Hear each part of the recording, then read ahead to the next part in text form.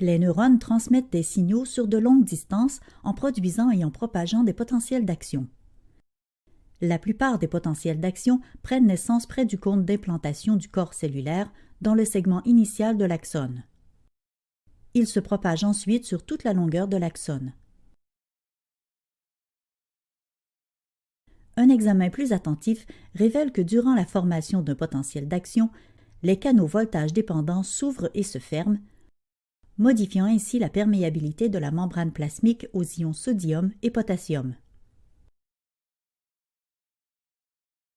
Un stimulus qui atteint le seuil d'excitation modifie la forme des canaux à sodium voltage dépendant, ce qui provoque l'ouverture de leur porte d'activation.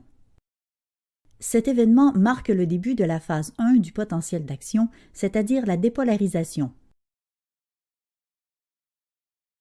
À mesure que les ions sodium diffusent dans l'axone, le potentiel membranaire devient moins négatif, entraînant l'ouverture d'autres canaux à sodium voltage dépendant, jusqu'à ce que le potentiel de membrane atteigne plus 30 mV.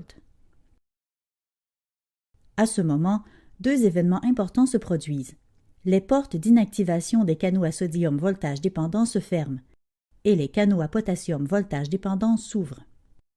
Ces deux événements marquent le début de la phase 2 du potentiel d'action, soit la repolarisation. À mesure que des ions potassium sortent de l'axone, le potentiel de membrane redevient négatif.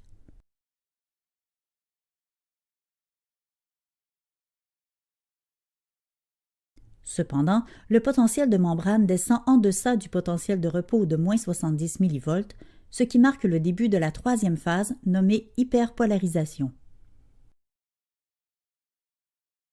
Durant cette phase, les canaux à potassium voltage dépendant se ferment et tous les canaux à sodium voltage dépendant sont réactivés. À la fin de l'hyperpolarisation, les ions diffusent uniquement à travers les canaux passifs et le potentiel de membrane revient à son niveau de repos de moins 70 mV. Le neurone est alors prêt à produire un autre potentiel d'action. Résumé. Production d'un potentiel d'action. Un stimulus qui atteint le seuil d'excitation ouvre des canaux à sodium voltage dépendant. Les ions sodium diffusent dans l'axone et le dépolarisent jusqu'à plus 30 mV. Les canaux à sodium voltage dépendant se ferment et les canaux à potassium voltage dépendant s'ouvrent. Les ions potassium diffusent hors de l'axone et ramènent la polarité à une valeur négative. Le potentiel de membrane s'hyperpolarise brièvement.